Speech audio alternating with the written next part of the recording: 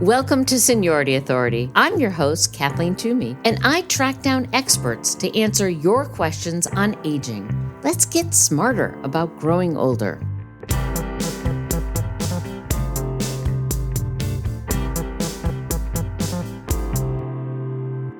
Is it just me, or do you find it hard to know what to say or do when someone dies? It's the most profound loss, and it happens to all of us. So why aren't we better at comforting each other? One of my goals with this podcast is to bring to light the new research and ideas about aging, and to encourage people to approach aging with more optimism, appreciation, and curiosity. But let's face it, death, like aging, happens to all of us. You can't exercise, mediate, diet, or socially connect your way out of dying and mourning those you love and those that you have lost. So how can we help those who are newly bereaved or ourselves? Stay tuned for my next guest to find out. Thanks to our sponsor, the Riverwoods Group, Northern New England's largest family of nonprofit retirement communities, where active adults find community, purpose, and peace of mind. Visit riverwoodsgroup.org. Now, let's hear from today's guest. Welcome to Seniority Authority. I'm your host, Kathleen Toomey. Today's episode topic is thanks to a listener suggestion, a listener who asked to hear more about grief. And I did my research to find today's guest, who is an expert in the field of bereavement. Dr. Toni Miles is a fellow in the Gerontological Society of America and is on the faculty of the University of Georgia College of Public Health. She received both her MD and PhD from Howard University and is recognized as a national expert on chronic health epidemiology, gerontology, and bereavement. Dr. Miles has researched the topic of bereavement since 2012, and her work and resulting guidelines and policies are used by a number of advocacy groups. Her team has created and disseminated a best practices in bereavement care, which has been distributed widely. She's a frequent speaker and trainer of healthcare professionals on the topic of bereavement and was recently quoted in the Wall Street Journal. Dr. Miles, it is such a pleasure to have you on the podcast today. Thank you. As we discussed prior to the show, our goal today is to share some of the wisdom and learnings that you gained from your decade of studying the topic of bereavement and public health. For our discussion, the focus will not be on how you can help and train healthcare staff, which is critical and which is what you do, but translating your understanding of bereavement so that individuals, our listeners, can put that into practice. And first, we have to start out by just hearing how you chose to focus on this area of health in particular. So I want to say thank you, Kathleen, for having me this morning. You're welcome. Giving me a chance to share the wealth, because research doesn't matter if no one knows that you've done it and what you found out. So back in 2012, I just joined the School of Public Health here in University of Georgia, and didn't see a real solid connection between what's happening in aging and what's happening in public health. You would think that would be a natural fit, but it wasn't. Sure. And so I spent the better part of a year thinking about how those two fields would overlap. And in the meantime, I had a few conversations with friends in both worlds, and a woman named Diane Meyer, who some people in your audience would know. We all realized that we as boomers are losing friends and family. I mean, lots of them. Mm-hmm. And so public health is really focused on mortality prevention. But those of us in geriatrics and gerontology, there's also the end game. And so then I started working on where the intersection was. And so that's how I got into this area of health. Interesting. Well, as we all know, COVID-19 has thrown a bright light on bereavement, as we have all been rocked by the number of deaths in this pandemic that is continuing in different iterations. One thing that you said in our prior conversation that really struck me is that, quote, everyone counts the dead, no one counts the bereaved. Can you talk a little bit about that? Sure. And I don't mean that to be flip, but it's absolutely the case. In public health, we count the number of people who die each year. There's about 7,700 people die every day from a variety of causes. Many of them are older adults, because we use that to design policies, preventions, and all that other good stuff. But we don't know that one death injures a bunch of people who were Mm-hmm. connected to that person in a bunch of ways. And so the conversation with Dr. Meyer basically brought that to my mind. We really don't know how one person in their social network affects the health and well-being of all the people around them. So I've been trying to you'll like this story if I give me 2 more seconds. Sure. The I finally got the Georgia Department of Public Health to add 2 questions on recent bereavement to their survey. They do an annual survey. It's called Behavioral Risk Factor Surveillance Survey, BRFSS for short. BRFS is what you'll hear me call it. And they did.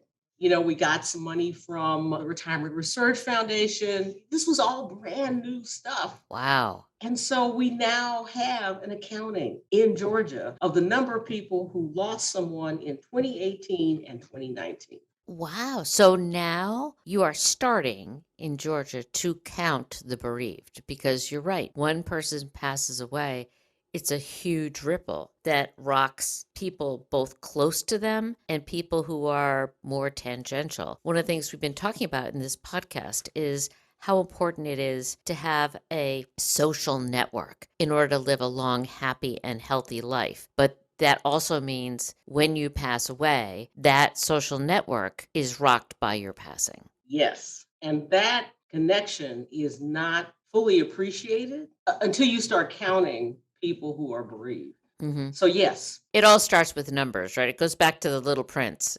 Adults understand things with numbers. Right. That's right. Some listeners in our audience, would assume that most bereaved people are older adults. In your research, is that accurate? That was the first fallacy we blew away, totally blew away. And on reflection, we could see why that was happening. Keep in mind, we're focusing on the people who die within the 24 months before we talk to the participants in the survey. Those people are between the ages of 25 and 55. Wow. They're young. They hold up the sky for all of us. So if you're talking to someone, they may be a caregiver. They may have friends, the folks who are in the upper range of that age band, have friends who are beginning to have their health events. All kinds of stuff happens, and their parents are dying. So that's the age group that's being rocked the most by bereavement. That's very interesting. And have you researched, is there a difference in how younger people experience bereavement compared to more experienced adults? Is there a difference between the 25-year-olds and the 55-year-olds? Well, okay. So let me backtrack just a little bit because we haven't distinguished between grief and bereavement. Oh, very important. Very important. Grief is how you feel about the person that died. Bereavement is the fact that someone in your orbit has died. It's verifiable. From a research perspective, that's really a critical thing. And many of the surveys in the United States have actually gone so far as to talk to people to verify that the death they're reporting actually happened. So bereavement, we're talking about whether you cared about that person or you hated their guts.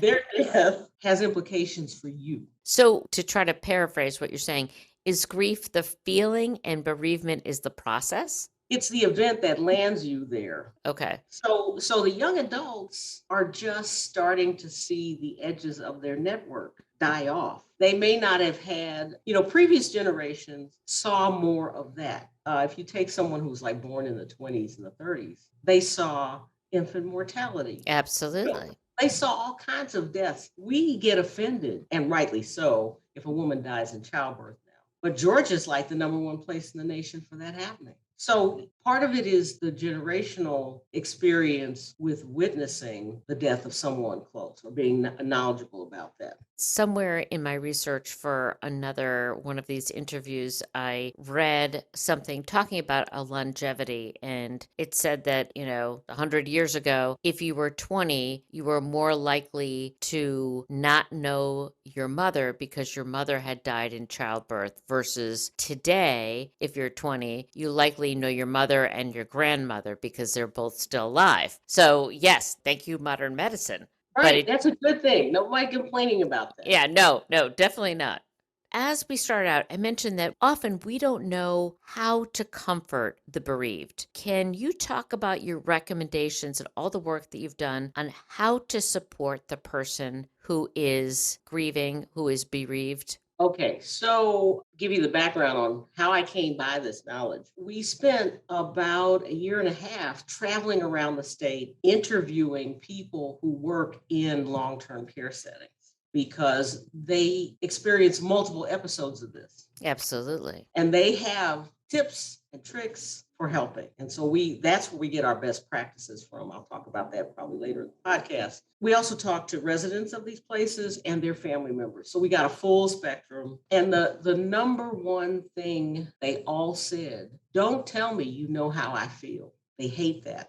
So I'm going to tell you what not to say first Awesome. That's great. because that was a thing that caused the most anger. People think of a sadness with grief is also an angry component. So don't tell people you know how they feel. What you say is, I'm sorry for your loss.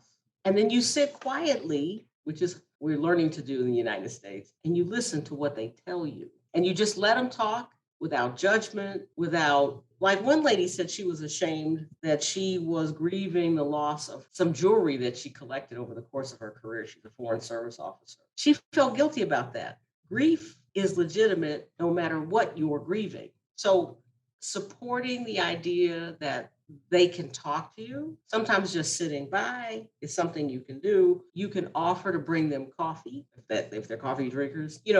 Offering to do stuff is the best strategy we got across the board. So, number one, don't say, I know how you feel, because you don't. You're not No. that Even if you person. do, even if you have the same, I It's like lost a it's like brother. co-opting their grief to say, "Oh, It, I know how you feel." exactly. I love that phrase. I'm gonna steal that from you. Do Feel not free.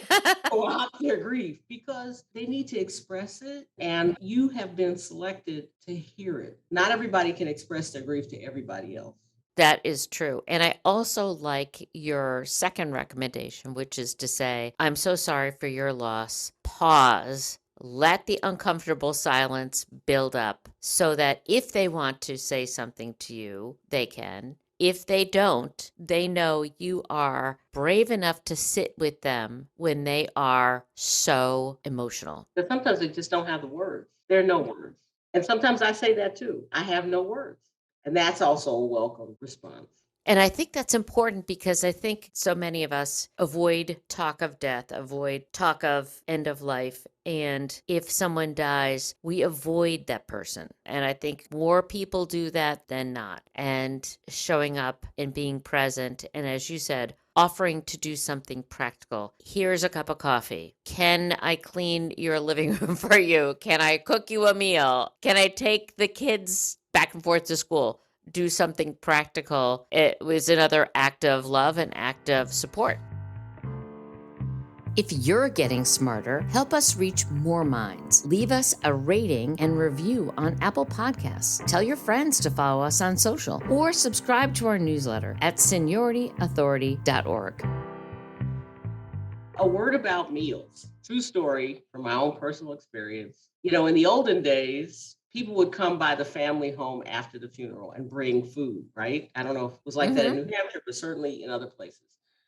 I had the experience of receiving those food gifts as a daughter-in-law. So, I was close, but it wasn't my brother. And I looked at the table full of food and I said, these people are trying to kill us with this food. So the temper is be mindful of the healthy quality of the food that you bring. It doesn't have to be a salad. It can be comfort satisfying, but I saw greasy mac and cheese, salty ham, fried chicken, and that's going to be not a moving experience, if you know what I mean. Yeah, exactly. So be thoughtful in your meal gifts. Yes. So let's take another step and say, if you are the person who's experiencing bereavement, what recommendations do you have for that person who is experiencing that horrible loss? How do we climb out of that hole we're in?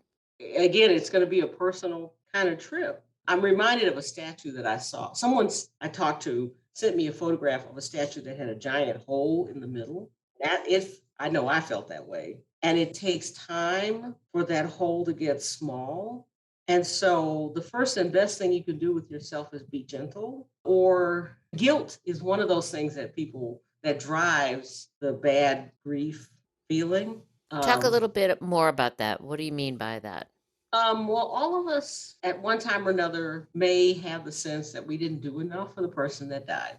Ah, Maybe they needed more attention from us or they needed money from us. And there's a whole host of reasons why people talk themselves into feeling guilty. oh, yes, I'm Irish Catholic, so I know that very well. The spice of life, right? The relationship you have with that person has changed irrevocably. So all of that stuff has to go by the wayside. One of the people we interviewed, this one woman who was initially angry with her husband because she felt like he didn't try enough to live, had to give that up. And she talked about that process. She said one of the pieces of advice she got was imagine he's like jewels in your pocket. So he's not really gone. You can put your hand in your pocket, you can feel the jewels, and he's with you. And so that I found to be very comforting for me. So it's going to take a while for you to feel like you can smile when you think about that person. But eventually, if you can, you'll get to a point where you can remember the good stuff and sort of put the other not so good stuff in a little box, and the box gets smaller and you put it in the background. That's a starting place for healing. Let's talk about if you are the person who is bereaved and grieving. Let's talk about how the tendency, I would think, is to remain isolated and to eschew offers of connecting with other people, and you just are upset and want to be alone and don't want to interact and don't want anyone to come near you. Number one, is that true? That's an assumption that I have. And number two, if that is true, how do you break that pattern, or should you break that pattern? That's an excellent question. And I'm trying to figure out okay, so the research that we did basically says physical activity is one way to break that because not moving is not healthy for you. The things I've really focused on is how bereavement increases your own risk of dying, of getting sick, not being able to sleep, and how you fix those things. Because ultimately, it's you who are going to have to work through your mindset and how you feel about things. So, the other part of that, though, is other people have to help you. You get by with help from your friends. So, if you have a friend that says, let's take a stroll, go with them. Even if you don't talk during the stroll, walking will help reduce your own risk of dying. It cuts it in half. It cuts it. Wow. Yes, I've never seen an effect that big, especially for people over 50. And those papers are out there.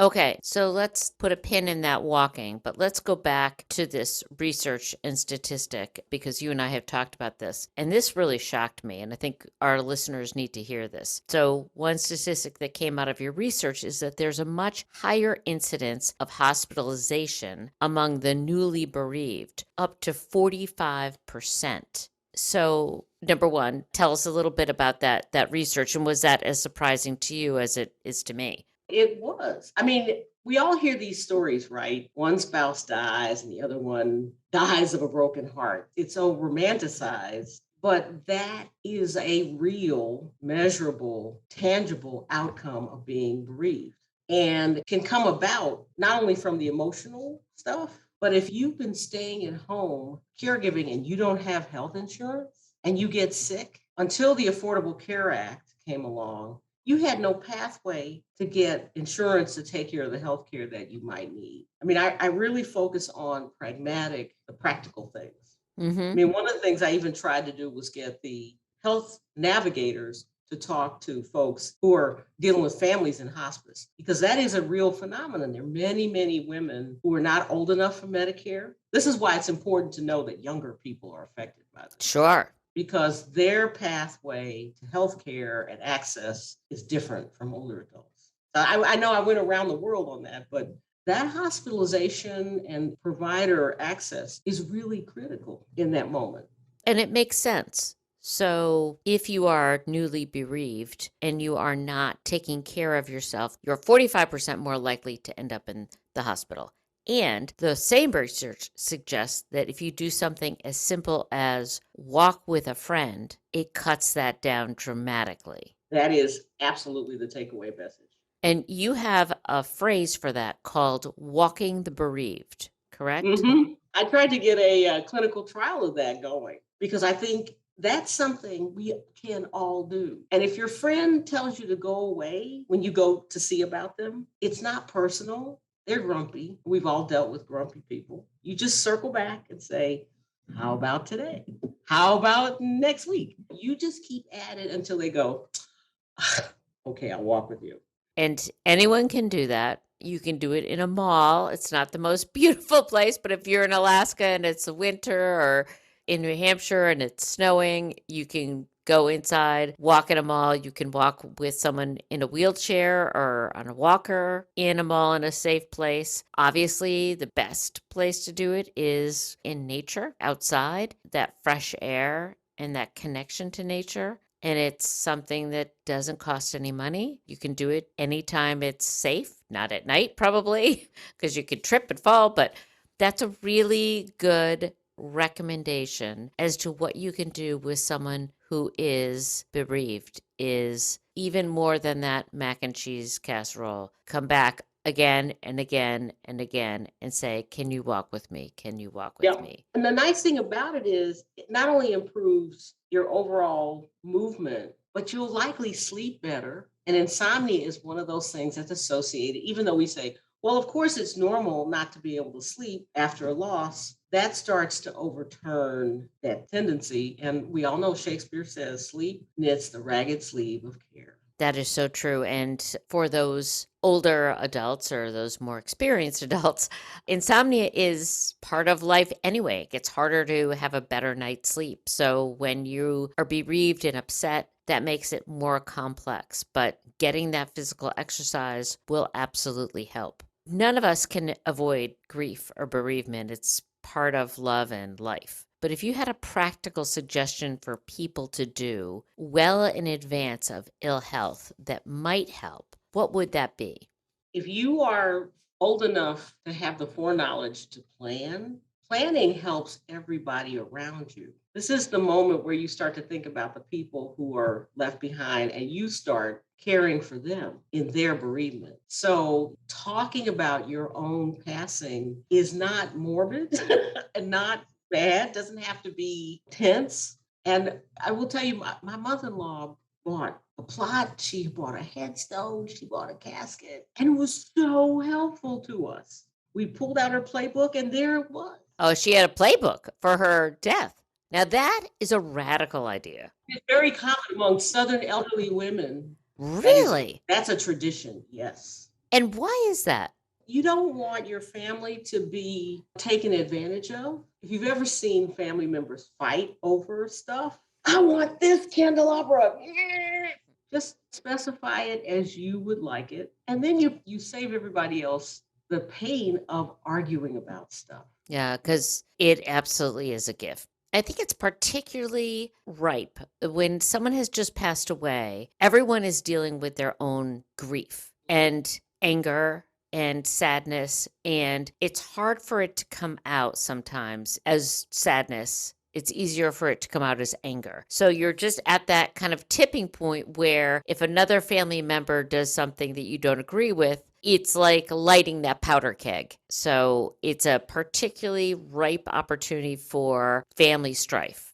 That splits that will last for years. Yeah. So, yeah, you tell people what you want, how you would like for them to behave. That is the context in which I often approach the groups I'm talking to about advanced care planning. In Georgia, we call it the physician's orders for life sustaining treatment post. It is a way to keep your children from feeling guilty about not having done enough for you. You tell them, I better not wake up on a ventilator or I'm going to haunt you forever. You know, and it doesn't, like, my daughter and I have these conversations because I'm old enough now. And she's okay with that. It makes her feel better. She will know that she is doing what I would want her to do and living how I would want her to live. Okay. So let's get down to brass tacks. At what age should you have this conversation and make these plans? It's not an age thing. If you haven't started that conversation, well, Easter weekend is a great time to do that. For those of you who are celebrating Easter, and if you're not, just it's like those of us who had kids and we were teaching them about sex, it's age appropriate to them. When they're 5 and they ask you, do women have periods? And does it hurt? You say, magical powers, they can bleed without pain. You do the conversation in bits. And then over an arc of time, everybody in the family comes to understand that's your perspective on things. So that it's not an age related thing. It's what happens is, I think, as you get older and you've seen more death, you become more comfortable with talking about it. Sure. And sometimes a family gathering, Passover, Easter, any holiday, or if you go to a funeral or a burial or a memorial service, you can say, hey, this is what I don't want, or this is what I want. That's a Right. naturally occurring time to have That's that right. conversation. When you're having that post-funeral drink fest, Yeah. we should get back to that in a second. Yeah. That's a good time to talk about it because you want it to be heard and memorable. And I would add to that it's not enough just to have it heard. You need to write it down, especially if you have more than one child Yeah. or more than one person who cares about it, because everyone will think they understand what you want and no one really knows unless you write it down. Absolutely. Thank you for making that point. I will say the Jehovah's Witnesses, I normally don't call out religious groups for their actions, but they sit down with their advanced directive. They have advanced directive cards and they sit down as a group and they work them out. So everybody in the group knows what Mr. So-and-so wants. Oh, okay. That's interesting. really, and they model that behavior for their young adults. Now, here's where young adults and older adults really differ. Young adults want to have these conversations and thought processes as a group. Older adults want to go in a corner somewhere and be by themselves. Right. So that really is, and I think that that's a stage of life. And I think it doesn't matter as long as you do it, right? There you If go. it's the doing it, that's the important thing. It's the doing it. Now, the other thing you got to be ready for, though, if you have like 4 or 5 kids, one of them, you may not be the child that's most preferred as the person who executes this plan. And you got to put your feelings in a bag somewhere and set that off to the side, because the person who's making the decisions for themselves is going to want someone they trust to execute them, not execute them, but you get the idea. Yeah. To carry out what the plan is. And if you can't then you'll know if there's no one in your family who can do that. Because that's a legitimate thing. Then you find a friend. I mean, you can't pick your family, but you can pick your noses. Yeah. Some joke like that. Yeah. You have to pick someone who the family knows they have to listen to and will do things as you want them. That is so true. I have another podcast interview with Dick Edwards, who's a Mayo Clinic executive, and he talks a lot about family dynamics. And one of the things that he says is you have to realize what child has what role and accept that. So if there is a certain child that is preferred for these things, this is not the time to argue. This is not the time to start the favorite child Olympics all over again. You just got to accept where you are, especially if it's clear what your parents have designated. Yeah. And then your role as a sibling becomes supporting that person. Yeah. And this extends not to end of life, but caregiving. If they have picked the person that you think is least knowledgeable about caregiving to be their caregiver, then you have to help that person. I completely agree. In your work, you created a toolkit called Best Practices in Bereavement Care that was initially designed for the long-term care communities where you did your initial research. And I'm really thrilled that you have agreed to share a link to that so people can find that in the show notes. If you are interested in reading it, you can download it on your own.